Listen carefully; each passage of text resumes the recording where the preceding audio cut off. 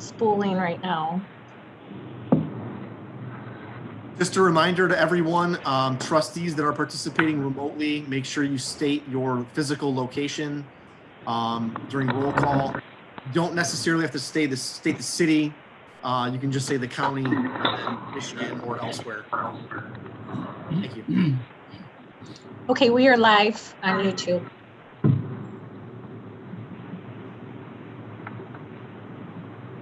Okay, Crystal? All right, I'll go ahead and call the GCERS board meeting to order. Please welcome Gary Pepin and Amy Golden, our new trustees. And now from here, we will take nominations for chairman and vice chair. Well, first we'll start with nominations for chair of the board. I nominate Mark Young, Ms. Mandelaris, calling from. I'll support Jeff Seifert. I nominate Tracy Kahn.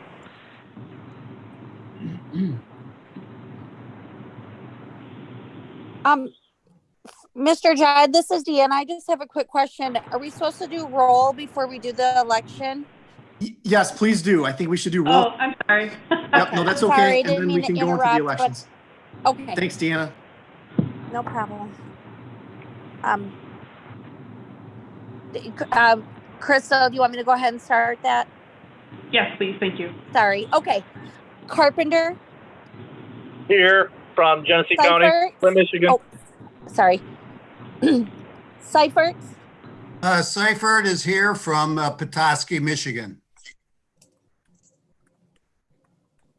Okay. Golden. Here from Genesee County, Michigan. Kahn. Here from Genesee County Road Commission. Mandelaris. I'm here from Flint Township, Genesee County. Pepin. Here from Genesee County. Russell. Here, Genesee County. Simpson. Here from Genesee County. And Young. Here from Genesee County.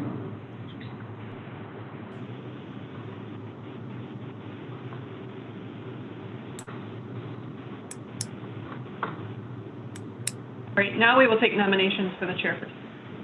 I nominate Mark Young, Jeff Seifert. Second, John Mandelaris. Golden nominates Tracy Kahn.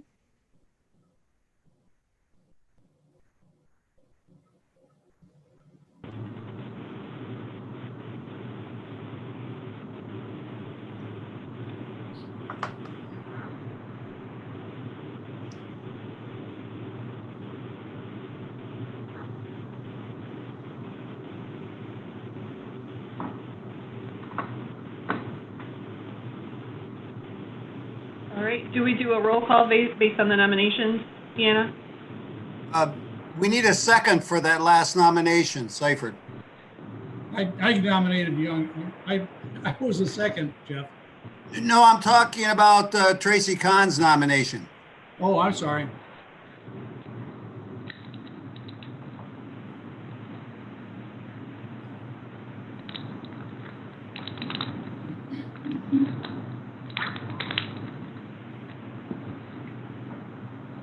Is there a second? Anyone going to second the nomination for Tracy? This is Jeff Crepper. I'll second Tracy's nomination. Okay. Thank you, Jeff. Oh, no problem. Do you want me to go ahead with a roll call now? Yes, please. Are there any other nominations? Were there any other nominations? Nominations are now closed. Great, nominations are now closed. If you want to go ahead and take roll call, Deanna. Okay. Seifert. Young. Golden. Kahn. Kahn. Kahn. Mandelaris. Young. Pepin. Young. Russell. Young.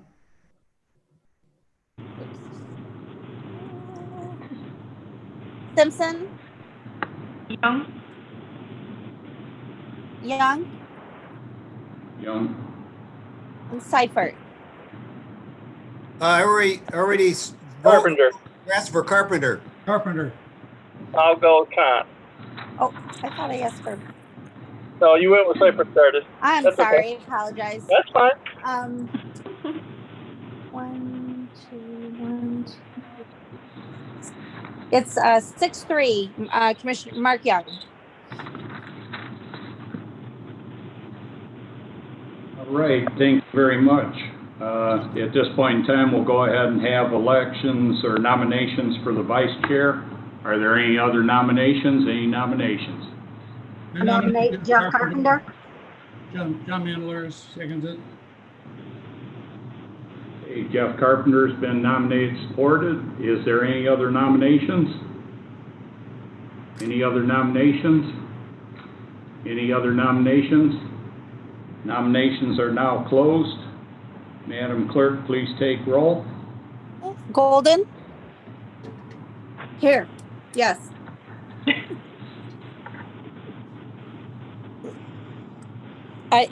who is your for vice Carp- chair? Carpenter. Oops. Con, Carpenter. Mandelaris, Carpenter. Pepin, Carpenter. Russell, Carpenter. Simpson, Carpenter, Young, Carpenter. Carpenter, Carpenter. and Seifert. Carpenter. Okay, unanimous for Carpenter. Congratulations to the vice chair, Jeff. Thank you, guys. So moving on, public address. Is there any public address to the board? there was not any public address. Okay, so we've received no emails and had no requests. No requests, no correspondences. All right, excellent. Public address is now closed. Moving on, communication items. We have a testimonial resolution for William Brandon, the younger as we'd call him. Young. So if you know his dad, you know what I'm talking about. So if you don't, he'll be the older later on. So anyway, we have this testimonial resolution of appreciation for Retirement Commission trustee William Brandon, Retirement Commission of the Genesee County Employees Retirement System, dated January the 11th, 2021. It says, whereas William Brandon has faithfully served the Genesee County Employees Retirement System as a trustee from January 1, 2014 to December 31st, 2020. And whereas William has displayed a deep understanding of the retirement system to better serve the members and beneficiaries of the retirement system, and whereas William carried out his responsibilities with dedication, sincerity, scholarship, hard work, and honor, and has provided distinguished service to the Retirement Commission and the members and beneficiaries of the retirement system, and whereas the Retirement Commission, the members and the beneficiaries of the retirement system, the county employees and citizenry owe a debt of gratitude to William for his dedication and service to the retirement system. Therefore, be it resolved that the Retirement Commission, on behalf of itself and all concerned, hereby expresses its gratitude and appreciation to William Brandon for his honorable and distinguished service to the retirement system. And be it further resolved that the Retirement Commission, on behalf of all aforementioned parties, says thank you for a job well done, and expresses its best wishes to William Brandon, along with a reminder that he will always be welcome at future meetings of the Retirement Commission. I'll make a motion to adopt the resolution. Mandelaris. Carpenter, second. All right, it's been moved and supported. Is there any other discussion on this? Seeing no discussion, Madam Clerk, please take roll. I think we can do the ayes in this one. Okay, if we're allowed to do ayes here.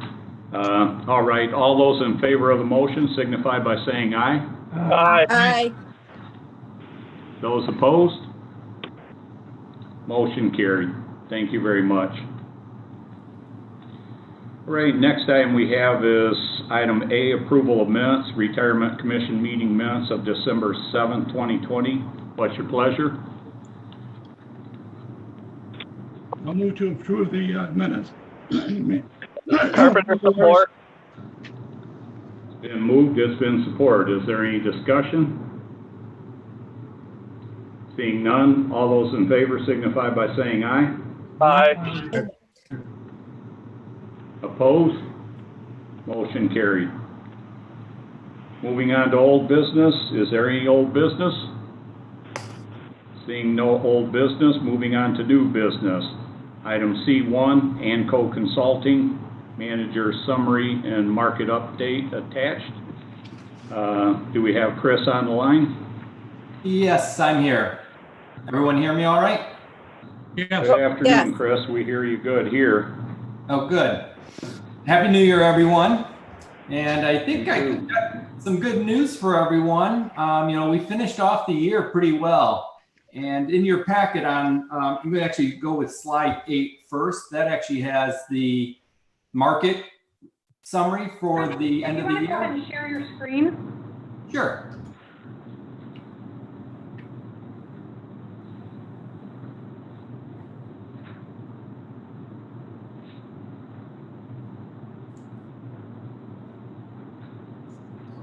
I think I want to make sure you should see the market update December 31st. Has the red, green, yellow boxes.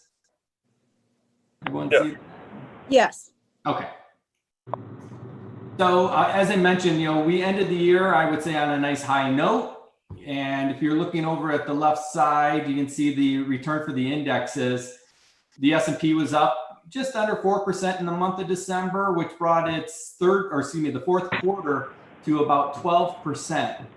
And then the year-to-date number was up over 18%. So a really nice return, back-to-back kind of double-digit returns in the market. If you look back at 2019, we actually had a really strong 19 as well. Mid caps, small caps did a little bit better in December. You can see the mid cap index was up about 4.7, and small caps were actually the best place, up over 8.5. You can see the three-month number there. So for the fourth quarter, small caps were up over 31%. Now they had lagged for quite some time. Like when I say that, I mean years. They've been kind of lagging large cap stocks, so they had a lot of room to kind of make up. And so you can see it was a really nice quarter. When we look at the year-to-date numbers, actually all of the indexes are actually pretty close. So having this huge fourth quarter helped them kind of play catch up. And you can see the S&P was up about 18%, mid caps were up about 17%, and then small caps were up about 20%. So really great returns across the US market. And if you remember when we got together kind of early December, I had mentioned how in November we saw this kind of rotation into small caps and into value. Well, you can see that rotation continued for the small caps, but it did not continue for value. In the month of December, you can actually see that the Russell 1000 growth actually outperformed the value by over 1%, or nearly 1%. The other thing you can note is if you look at those red, yellow, green boxes, over on the right side of the page, under the year-to-date, that's going to be for the full year 2020. You'll note that the green are under the growth column and the red are all under the value column. So once again, just that dominance of growth over value, and you can see how stark it is. We're in the kind of the mid to high 30s on all of the growth indexes, and we're in single digits on all of the value indexes. So it was really a year dominated by tech, some healthcare names, some of those communication services that are now including, like the Netflix and the Facebooks that they've taken out of the technology sector, but still kind of tech-oriented type stocks. And those were where we saw the big returns. Some of the traditional value areas like utilities and the REITs or the real estate really kind of lagged. And that's where you see kind of the value coming up with the single digits. I want to point out that that low vol strategy that we have for our large cap actually was down 1% for the year. So it definitely had more of a value bias, and it did not really participate in those tech names that I mentioned earlier. It has now completely rotated and has looks much different today than it did a year ago, with a lot more healthcare names in it, as those are the ones exhibiting kind of the lowest volatility in the market. We look at fixed income. Fixed income ended basically flat for the year in that last month. You can see a decent fourth quarter where core fixed income was up about 0.7% and finished off the year at 7.5%. So, really nice returns from equities, from fixed income, and the international markets as well. So overall, you're going to see the fund kind of performed well. Probably is going to lag a little bit versus our peers because of that low vol strategy versus kind of a traditional large cap US equity strategy. And if we flip forward one page, I have some updated market values. You'll note if you kind of remember back to where we were a month ago, the fund was at about 456. You can see now it's 476, up about $20 million over the past month. These are your year-end market values. I will point out, if you look over in the comments section, that BlackRock, we did not have a final number for that, or the international managers. So we have a couple kind of stale market values that are reporting the November market value. When we showed you the market values at the beginning of December, we were actually showing you the October market values for all three of those strategies. So we're always about a month behind. When we do the full report for you next month, we'll have the actual 12/31 numbers for all of those strategies. And then on the real estate side, none of those numbers really have been updated at this point for the quarter end. And we'll have, I would say, probably about half of those. So usually we have the the two PRISAs have reported by then. A lot of the Alidades and Phoenixes and GCERS have not reported by the time we put together your February report. The other note I would point out is if you look at your cash, we're still sitting there at about $11 million. That's where we were about a month ago. We continue to get some distributions from the real estate strategies, and that really has kind of offset kind of the monthly distributions that we have. And so we're not recommending any liquidity raising at this point, but as I said, we monitor that very closely every month. And as I mentioned before, I think we've earmarked WCM to be next in line to provide some liquidity to pay benefits. But we're probably maybe a month or so away from that. And with that, I will pause and see if there's any questions. I have a comment to make, Chris. This is Jeff Seifert. The value of 476 million, to my recollection, that is the highest value that our pension fund has had in what I can remember, last 25, 30 years, maybe forever. Is that true? Why don't you give me a couple minutes and I can do a little bit of research on that? That's all right. I don't want to say yes, definitely, but I would say in the last 5 years, I believe that's fair to say. But going back further than that, you're going back a little bit further than my memory. I can look that up for you.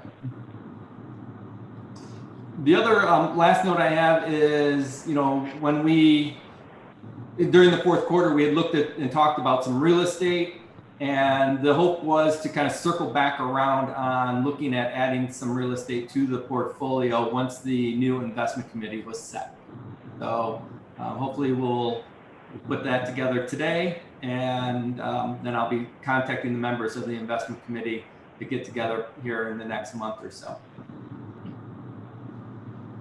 Chris, this is Gary Pepin. Yes. I'm new to this, and I was just wondering, are you paid on a monthly fee structure, or how are you paid to oversee the retirees funds? So We are paid on a quarterly basis and it's billed in arrears, if that makes sense. And roughly, what does that cost the retirees per month?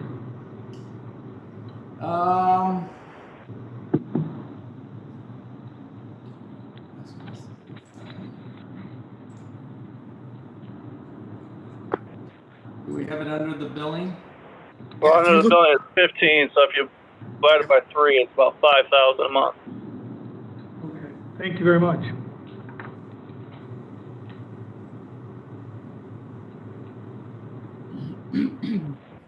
All right, are there any other questions for Chris?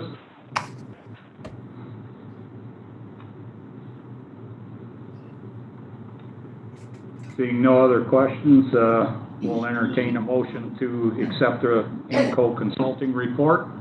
So moved, Seifert. Support, Carpenter. Okay, is there any other discussion? Seeing none, everyone, all those in favor signify by saying aye. Aye. Opposed? Motion carried. Thank you. Next item we have is C2, a schedule of billing and expenses through December 31st, 2020. What's your pleasure? Move to accept Golden. Carpenter, support. It's been moved and supported. Is there any discussion? Seeing none, all those in favor signify by saying aye. Aye. Aye. Opposed? Motion carried.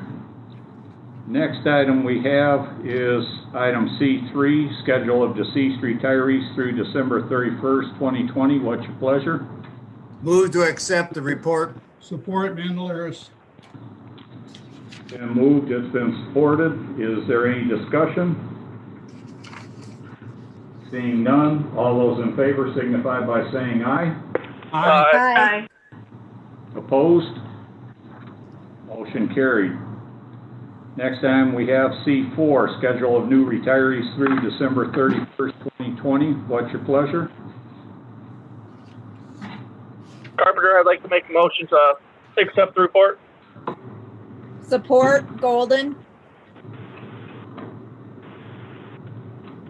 Okay, it looks like in our notes we got 3 and 4 kind of, or 4 and 5 kind of flipped around a little bit here on what's numbered in the packet, but we do have C4 noted as new retirees. So that's been moved, that's been supported. Is there any discussion? Seeing none, all those in favor signify by saying aye. Aye. Opposed? Motion carried. And my battery just died, so Star, are you available to share? I plugged this in before I came in here, but. I am here. Have you sent me the document and email to share? You know, Chris, do you have it pulled up? You're talking to me? Yeah. Yes, I do. Okay, can you have Chris share his screen, Star? Yeah, so Chris, if you hover down towards the bottom of your Zoom window, there should be a little green box with an arrow in it that says share screen. Yep. And what page are you roughly on? Pardon? We are on C4. Okay.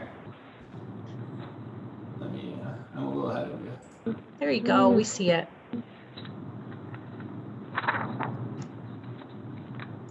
All right. And on our agenda, that's actually marked as C5. So that's schedule of rehired retirees through December 31st, 2020. What's your pleasure? Move to accept. Carpenter, support. It's been moved, it's been supported. Is there any discussion? Seeing none, all those in favor signify by saying aye. Aye. Aye. Opposed? Motion carried. Next item you have is item C6, to approve the Edro of Harris attached. What's your pleasure? I'll make a motion to support or to accept it. I'll support it, Golden. Okay, it's been moved, it's been supported. Do we need any discussion on this, Frank? Yeah, we're adopting it, I believe, aren't we? Yeah, you're going to adopt the resolution, not necessarily just approve it, but that's Sorry. okay. I think we all knew what you meant. Yeah, the retirement systems received an EDRO regarding Mr. Peter Harris. The EDRO is entered pursuant to their divorce, and it agrees to pay his former spouse a portion of his pension benefit. Our office has reviewed the order, has approved it, and has provided you this resolution for your consideration and adoption today, which says that you will make payments consistent with the party's order in the future.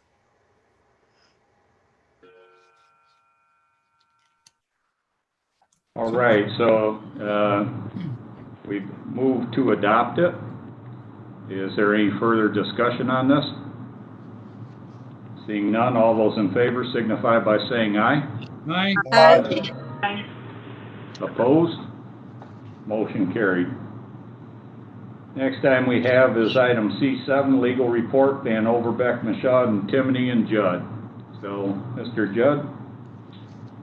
All right, thanks. I appreciate the introduction to that one, Mark. I definitely missed that. You missed me, I know.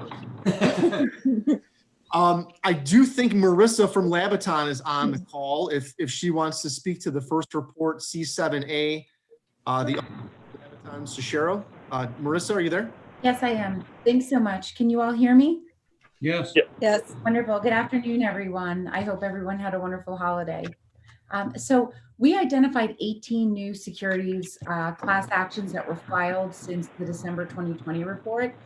And I'm able to report that in analyzing those, Genesee County did not have loss exposure or investment losses in any of those 18 filed cases. So on the sort of 10B securities fraud side, we don't have anything new to report for January. Just one quick update for the board with respect to the ISDAFIX litigation, which is being led by our antitrust team. The one thing to note is that there is going to be an appellate argument before the Second Circuit on January 29th, and that's relating to the investment, the investor who opposed the settlement distribution of funds, and they're still sort of working their way through that. So our hope is that in the next 4 to 8 weeks, we'll have another update in ISDAFIX for all of you. And that's all I have for today. Melissa, this is Jeff Seifert. The last page, page 4 of your report.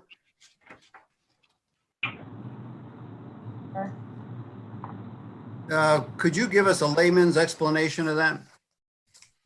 I'm going to have to speak to the antitrust team and also our reporting team because they handle all filed claims. So any questions you have on that, I'll be happy to circle back and send the board an email. Generally speaking, this report will provide any of the pro rata shares of settlement that Genesee County would be entitled to. So typically speaking, this is really just going to give an overview of the settlement proceeds to which Genesee County is entitled to. But I will be sure to ask them for some clarification on this, and we'll send an email to the board. Okay, let me try to understand what this is saying. That in this lawsuit, there was possibly $18,700 awarded to Genesee County. However, of that, it was applied to a administrator's fee of $31,000. So in essence, Genesee County netted zero monies from this settlement. Is that correct? See, I don't want to answer incorrectly. That's why I want to speak to the settlement team and I want to speak to our claims filing team so that I can get an appropriate response for Genesee. Okay. Would you please put a note to have that in next month's report then? Sure. Jeff, if I recall, the Genesee County did receive a settlement on Spectranetics. There had just been a small balance left in that settlement fund. So it was just sort of winding down who was gonna or how that 18,000 would be paid out. So I think you guys have received your share of the Spectranetics distribution even like a year and a half or 2 years ago. I think it's been a while. Well, okay. If we did, I forgot about it. hopefully next month's report will have a breakdown then of the complete settlement then. And I appreciate that, Frank. As most of you know, I've just recently sort of taken over serving as the primary partner contact for Genesee County. So I'm still getting familiar with the county's litigation history and settled claims. Would it be And possible, we Marissa, appreciate your help there, Marissa, and we'll get the answers to those questions. Actually, if you can get the information out and send it to Jennifer, we'll be able to, she can distribute it to the trustees. Perfect. Will do. Okay. Thank you. You want to continue, Frank? Yep, sure thing. So your next report is the report from Robbins Geller. Consistent with the Labaton report, there are a number of new cases filed, but none that Genesee County really should take any action in. I do know there's a statement about Raytheon, and you do have a small loss in that case, but it doesn't sound like it's worth pursuing for the less than 10,000 in losses that you may have in that case. So you can receive and file 7B after my report is done. The next item would be, sorry, Chris, for you to go so fast. It's on page 26. You have a memo from our office on the recent amendments to the Open Meetings Act. We talked about this a few months back where the state legislature decided to amend the Open Meetings Act and sort of said, you know, for any reason going forward here for 2020, you can meet virtually or remotely, but in 2021, you can only do it for one of three reasons, right? You can be, you can have a physical issue that you can't get to the meeting. You can be on active military duty, or if there's a local or state emergency for health purposes, then that would be a qualified reason.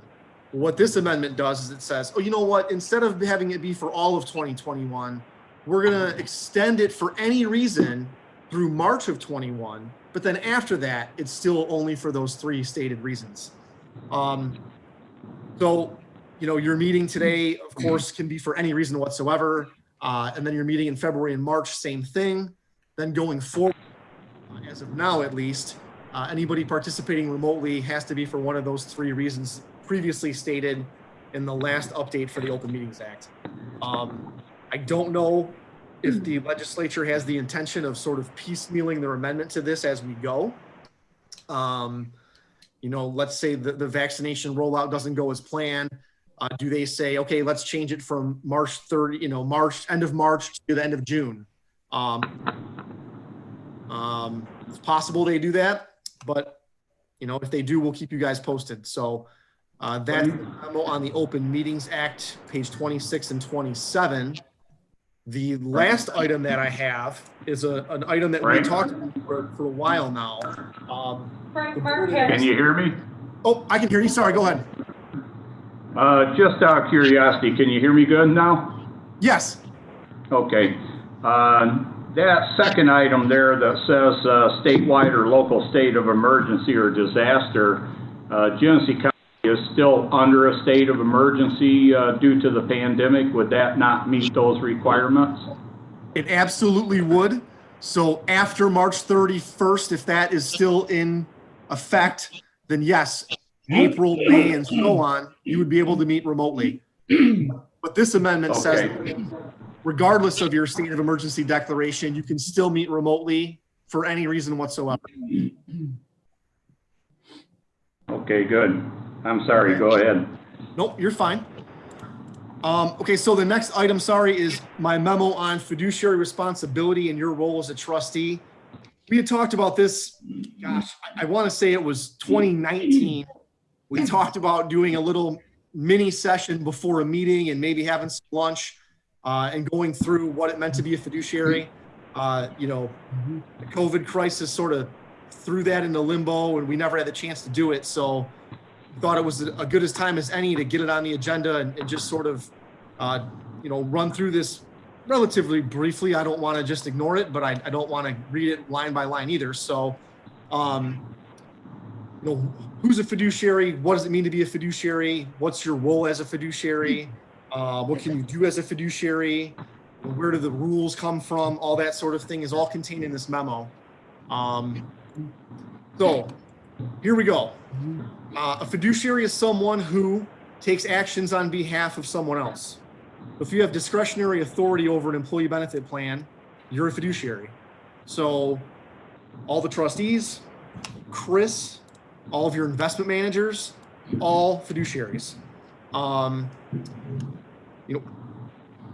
You are held to a higher standard under the law because you are acting on behalf of someone else, right? You're holding almost $500 million on behalf of your participants and beneficiaries, and the courts,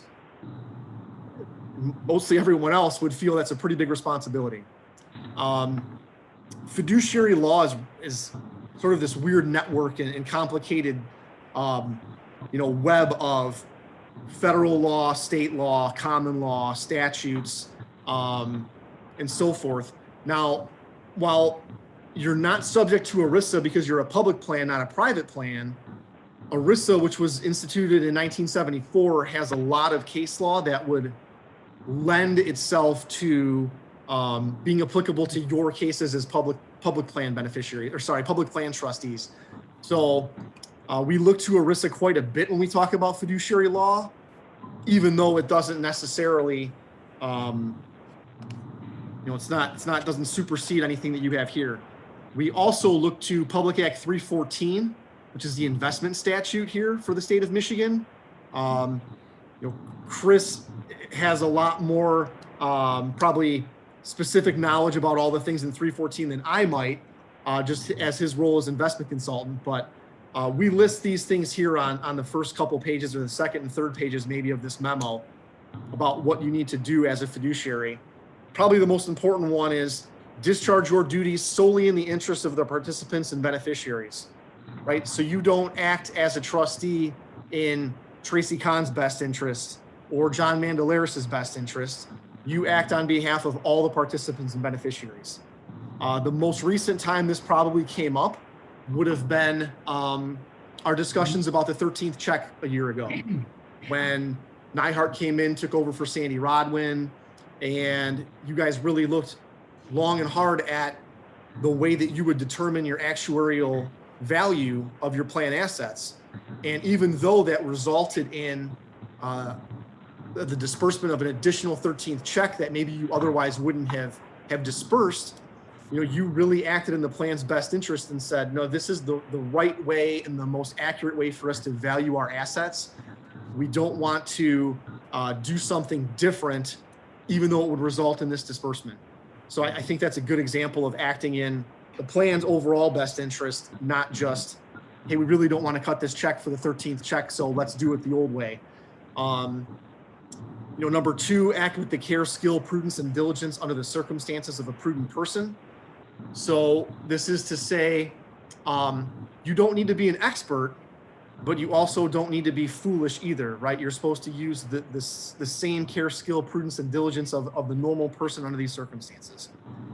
We can probably skip the next few, but a lot of this refers to investments, and going on. Chris, if you want to jump in with any of these from an investment perspective, feel free. I really don't mind. You do need to, number 7 and 8, right? You need to have an investment policy statement, which you do. Chris and his team at ANCO go through that policy statement every year. And oftentimes, if there's a new investment put into the portfolio, it's reviewed again to make sure that it's clearly stated that investment is permitted, how that investment will be monitored, which is number 8 on that bullet point. In this regard, Chris does a lot of this for you, although it doesn't absolve all of the responsibility. Your investment consultant does handle a lot of these responsibilities for you. And Frank, if I could jump in just quickly. So while you are kind of held to the responsibility of like the average person trying to act in the best interest, I am held to that expert role. So there's a little higher standard for me. And you've then passed on the responsibility, much of the responsibility of the investment decisions to me, so that if anything goes wrong with the investments, generally, I'm the one that's going to the responsibility. Yes, thank you, Chris. So this comes up sometimes, not knock on wood, let's say an investment goes bad or sideways. And then we've had cases, Bay City, for instance, had a group of retirees sue the board for making a bad investment decision. The defense to that is, hey, we delegated our authority on investment decisions, investment consultant, and then an underlying investment manager. So because that investment manager invested in stock A instead of stock B, you can't hold the board responsible for that necessarily if the board took the steps to, insulate themselves to some degree to say, no, we know we're not experts in investing. Clearly, we didn't pick stock A or stock B. We gave that over to the experts, Chris, and then whoever the underlying manager might be. So those are usually really good defenses to cases like that. This also comes up sometimes, and Tracy is aware of this firsthand, where if the board sues a company through a securities litigation action that Marissa's firm would help with, one of the questions that the defense counsel always brings up is, why did you invest in my company if it was so bad? What made you think that this was such a great investment if we only lost you money and now you're suing us? What do you know? You're just Tracy Kahn from the retirement system. Are you really qualified to decide who makes these investments?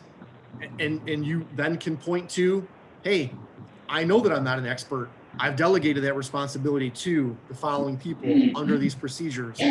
We have policies. We've abided by our state laws. So those are all very important things to say that, no, I've really upheld my fiduciary duties in that respect. You can't come after me. I think we can skip through the rest of that page, Chris, and go to prohibited transactions if we want to at the top of the next page. One of the things as a fiduciary that you cannot do is self-dealing, right? You are not allowed to say, hey, Chris, I know you just said we were going to talk about real estate investments next month. I know a great real estate investment for you. I have 50 acres of property in X township. The retirement system should buy it from me. Way over market value, right? That's clearly a prohibited transaction, clearly a conflict of interest by someone who's a party in interest. That is not allowed, right? You cannot you can't make money off the retirement system, and you also can't do something, you can't sell it for less either, right? You can't do that either. A party in interest would be any other fiduciary. It'd be the plan sponsor, so the county. It might even be a union group. Could be one of your spouses. There's a number of rules there. I think most of our comments on conflicts of interest and parties in interest are typically the smell test, right? If it doesn't sound right when it's being presented, or you're uncomfortable in your seat when it's being talked about, you probably should disclose it. Let's see, what's a good example? Okay, here's an example. Let's say that I have a relative, or let's say a trustee has a relative who works for Comerica, and you're talking about getting rid of your custodial services, and that trustee, though, knows that their family member will lose income if you terminate your relationship with Comerica. Okay, that trustee needs to clearly state on the record, hey, I have a conflict of interest. I have a family member who works for this company. I can't partake in this decision or any of its discussion. Here's why. Oftentimes, disclosing your interest, your conflict, resolves that conflict in some way. It's out in the open. We know about it. And as long as you're always acting in the plan's best interest, in the participant's best interest, and not your own, you're okay. Let's see, that's conflict of interest. We can keep going, Chris, probably to the page that says conflict of interest, fiduciary liability, delegation.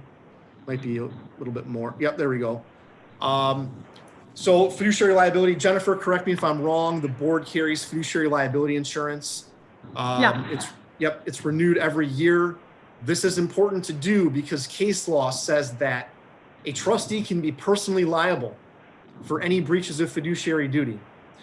So that means, thank God here the plan has 476 million, but let's say it has 47 million, and let's say the damages are greater than that. then the board could be held personally liable for those damages. So Jeff Carpenter's snowmobiles and Jeff Seifert's, cottage home up in Petoskey could potentially be sources of, paying off the damages for that suit. Unlikely, yes, but potential.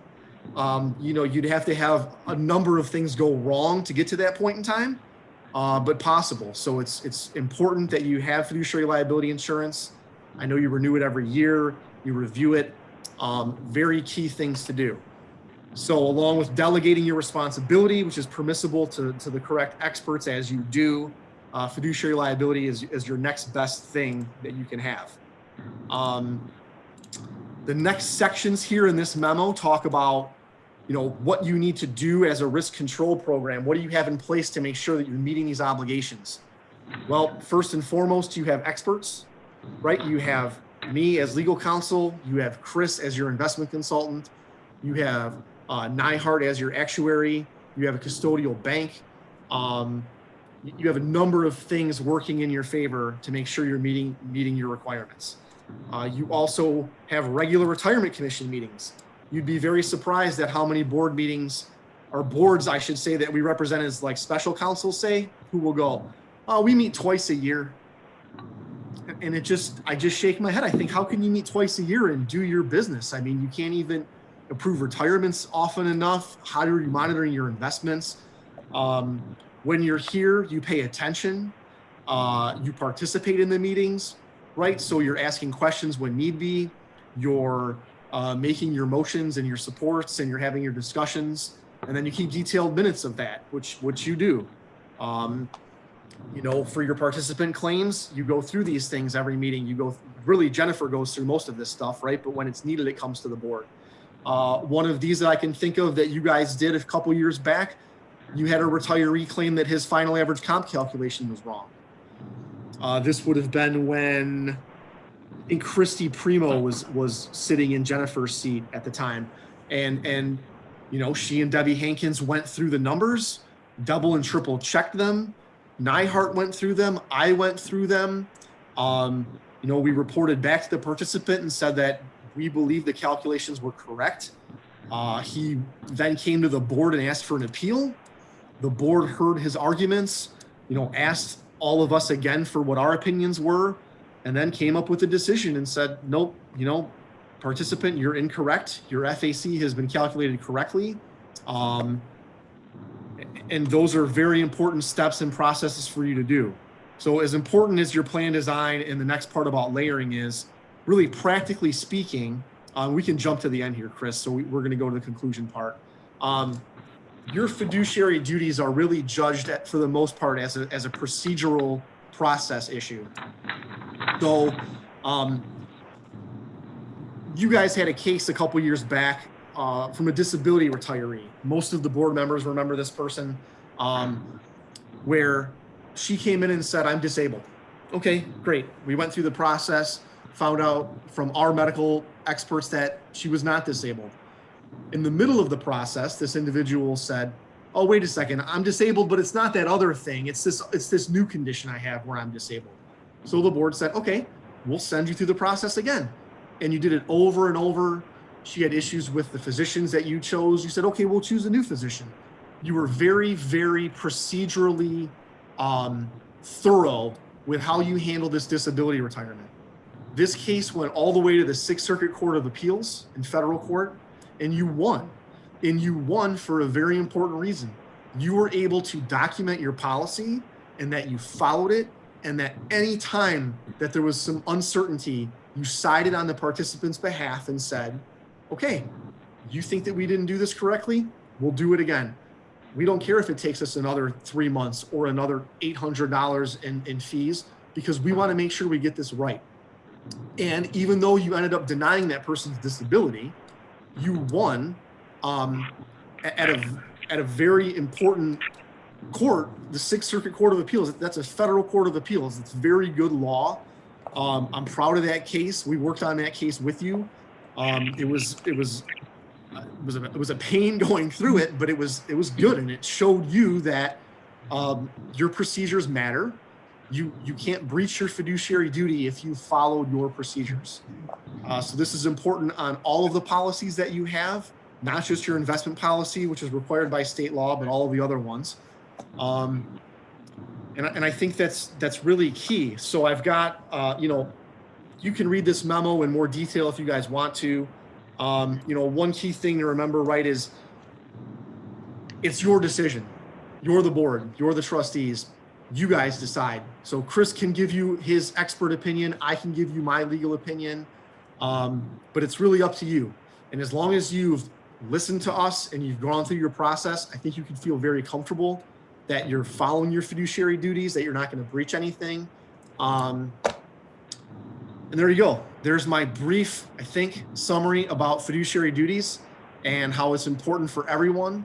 I know there's at least one brand new face on the board. Amy's returning to the board. So if anybody has any questions about that and you don't want to ask during the public meeting and maybe you're like, you know what, I need to email Frank about this separately or call him, feel free. I'm always around. If you've got questions now though, yep, we can discuss it, feel free. But I think that's the last thing I have for you guys under my legal report. Yep. Are you also recommending to receive and file this? Yes, please. So let's receive and file that memo, and also the Open Meetings Act memo and the report from Robbins Geller, which is 7B, and the 7A report from Labaton, which Marissa spoke to. No action items in my legal report. So the chair will entertain a motion to receive and file the legal report, items A, B, C, and D. So moved, Seifert. Support, Carpenter. It's been moved and supported. Is there any discussion? Seeing none, all those in favor signify by saying aye. Aye. Aye. Opposed? Motion carried. I do want to just add one thing real quick in regards to the investment committee, and I probably should have touched on that earlier. I think at this point in time, while we're doing, still working under these COVID guidelines with the Open Meetings Act, what I'd like to do is make sure that those meetings are open to everybody, and we'll have, make sure Jennifer posts that to the public, and that way we can all participate on that. When we get to a point where we're able to not have to work under the COVID guidelines, so to speak, then we can look at maybe trying to formalize the investment committee with just a few individuals at that time, as it's been done in the past. If that sounds good to everybody, if there's any objections, recommendations on that, I'd be glad to hear them at this time. Jeff, do you have any opinions on that? I don't. I think an open meeting would be fine for me. But I don't know if you're talking to me or Jeff Seifert. Well, you're both Jeff, so I'm welcome for either one to chime in. I'll take your pick. So, Amy, does that sound good? Yes. Tracy? Yes. So, that being said, the next item we have, that's the end of new business. Moving on, informational items, other items. You have before you the 2021 GCERS member contact sheet for your convenience. If you ever need to reach out to anybody, feel free to do so. And with that, I'd entertain a motion to adjourn. Can I say something first, Mark, before you adjourn the meeting? Please, John. Okay, I notice you have a new member on the county board there as a member of our retirement commission now, is Gary Pippin. May I make a suggestion that perhaps Jennifer provide to him a copy of the fall newsletter, because it has an awful lot of information on it, especially the information by Jeff Seifert.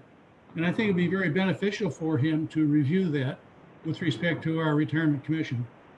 And that's all I have to say. Very good point.